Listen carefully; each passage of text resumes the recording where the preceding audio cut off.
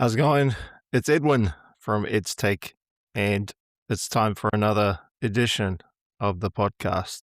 We're going to go back to our roots a little bit, and we're going to do sports, technology, and culture in Ed's Take. The last little while, I've mostly been just doing sports, but that's not what Ed's Take was originally for exclusively.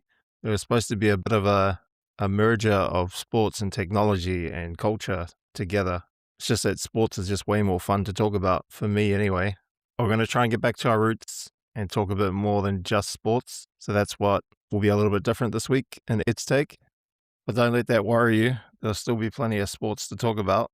There was a big NRL weekend that just went past, which we need to review ahead of the games coming up on Friday. So we need to do that review. And then I'm going to talk a little bit about a tool I use quite a bit called Miro. It's an online whiteboard, basically. If you haven't heard of it, I'll tell you a bit about it and what I use it for and what I'm a little bit annoyed by about it at the moment. And then we'll talk a few movies, or maybe just one movie, actually. We'll talk about the new Michael Jackson biopic, which I went to see with the family. We're a big Michael Jackson family. Love the music, especially my wife. She loves it like crazy. We grew up in that time when Michael was going off. So we watched that movie and we had some thoughts on it.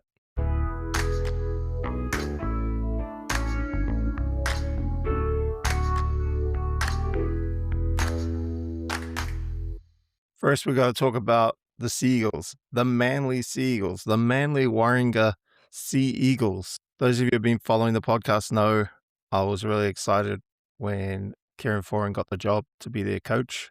I'm a big fan of his. He was an awesome player for the Kiwis and the Warriors and the Gold Coast Titans, and especially the Sea Eagles. And having him there as the coach seems like a really good call because he's respected in the organization, the players respect him, and he seems to have a good knowledge of the game. So I was really excited when he came on board, and they've just been so good.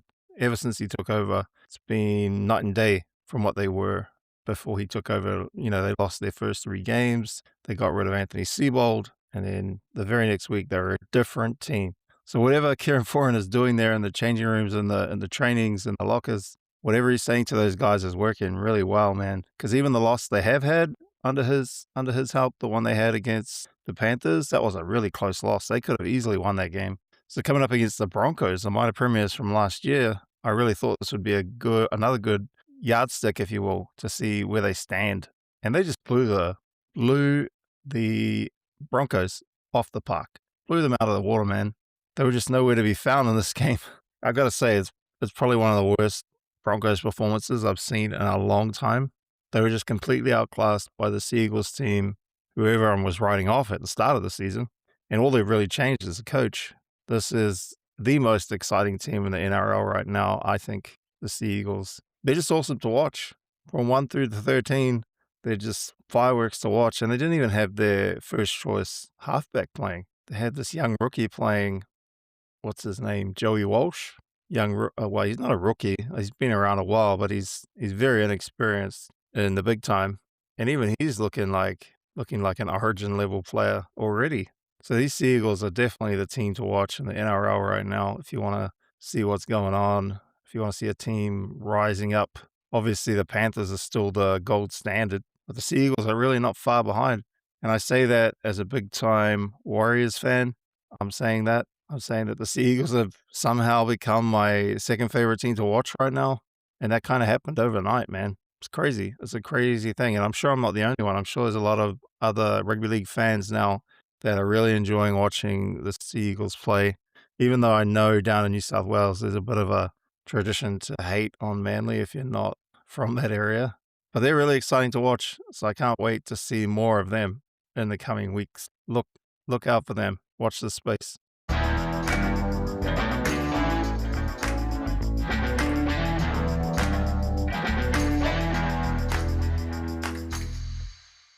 All right, let's chat about Miro now.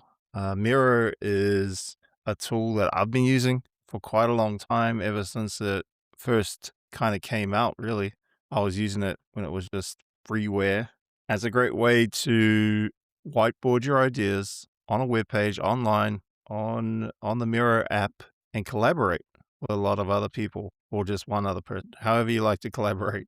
You can use Miro to draw things like you would draw on a whiteboard. You can do text, you can do shapes. It's got all kinds of plugins that let you plug into third-party applications. You can design software, you can design hierarchical content, you can do slides, do videos, you can do all kinds of things. It's turned into a real mishmash of an offering Miro has. And it's a great tool, especially as a software engineer. I like to use whiteboards to kind of plan out how I'm going to attack something before I dive down into the code. Miro gives me a chance to look at it visually and also share those ideas with others. And recently they've added AI capability to Miro, and that's been an interesting thing to watch. Much like other AI tools, it's fine when you're doing it yourself, when you're talking to the AI one-on-one. You can ask it to create things for you. Most things that Miro can do, the AI can create for you if you ask it to and give it some context. And that's fine. It kind of shows you what it's thinking after you've prompted it to do something. And if someone is watching you, like sharing access to a Miro board with you at the same time, and you're doing something in AI, all they kind of see is kind of this ghost of a square or a rectangle or whatever around the area that AI is working on the Miro board, and they're not able to see it until you decide to keep what AI has created. So they can see you're doing some AI stuff, but they can't see what AI stuff you're doing. Other users, you can see what you're doing because you're in like a chat window on the side talking to the Miro AI and asking Miro to do stuff, which is cool.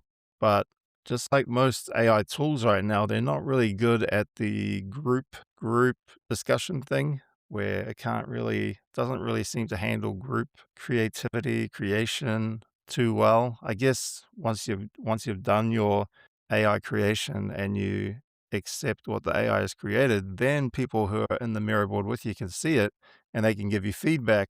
But unfortunately, as far as I can tell, it doesn't do a good job of editing the things that it creates. It can create stuff for you, but then when you go, oh yeah, that's cool, and you accept it and you show other people and you have a chat about it, then you want to go back and say, hey, I actually want to change this. So it won't actually change what it's created.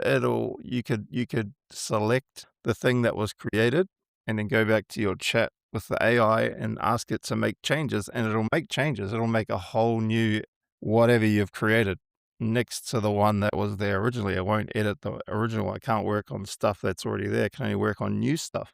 That's a little bit annoying. Uh, it's a little bit annoying when you're working and you're collaborating with other people to have to do that. It's kind of fine when you're on your own because I guess you can just accept what it's given you, save the Miro board, and then come back tomorrow and look at it and say, actually, no, I want to do some more work on that with the AI. It'll just create a new thing, and you can just go and delete the original one and carry on from the new thing. It's still a little bit janky, I feel. So a lot of tools are like this I've been experiencing with AI. They're not quite fitting, and people are still trying to figure out how to best use them inside these applications that we've been using before AI came along. And I don't think anyone's really figured that out properly yet. I'm not convinced anyone's got this right yet. And so that's my quick thought on AI inside Miro.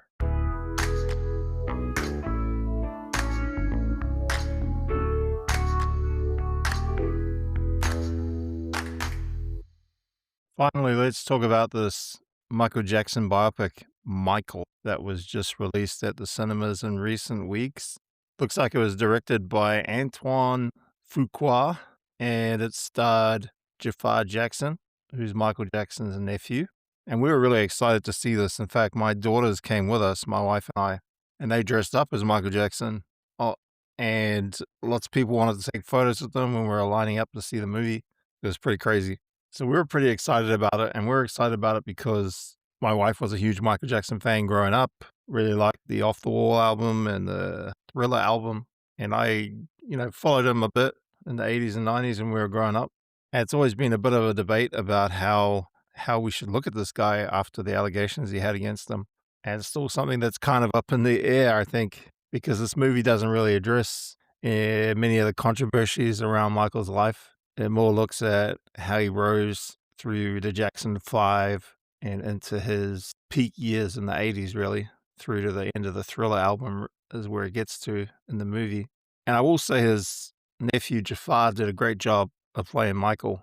There's times in that movie where he looks so much like Michael, it's uncanny. And I'm wondering if that was assisted by AI. I don't know. I don't know if it was. Just sometimes he looks so uncannily like Michael in that movie. You have to think there's some special effects going on there to change him. But it didn't really matter, the special effects, I mean, because he did such a good job of embodying the Michael Jackson that we all know and love in that movie. And it really took me back to how good Michael was as a performer and an artist. I wonder what it'd be like today if he was still alive and what he'd be saying about the way the world is going right now. Interesting to think about.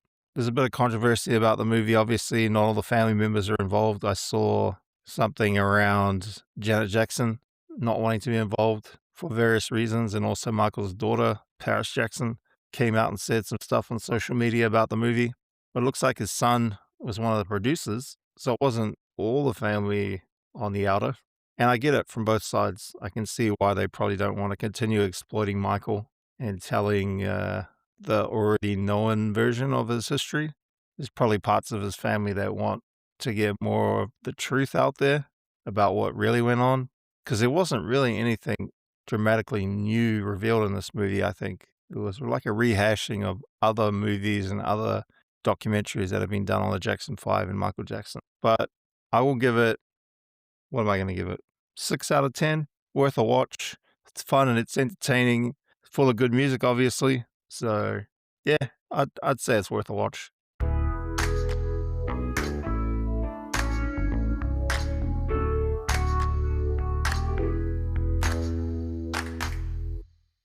Hope you enjoyed the podcast. That's it for us this week. Make sure to follow us on our socials on Facebook, Instagram, and Threads, Edwin Popham. And also hit us up on YouTube in the Bottle Brush Homestead. Come and see us there on the vlog there that I'm doing. Anyway, we'll see you next week. Thanks for tuning in.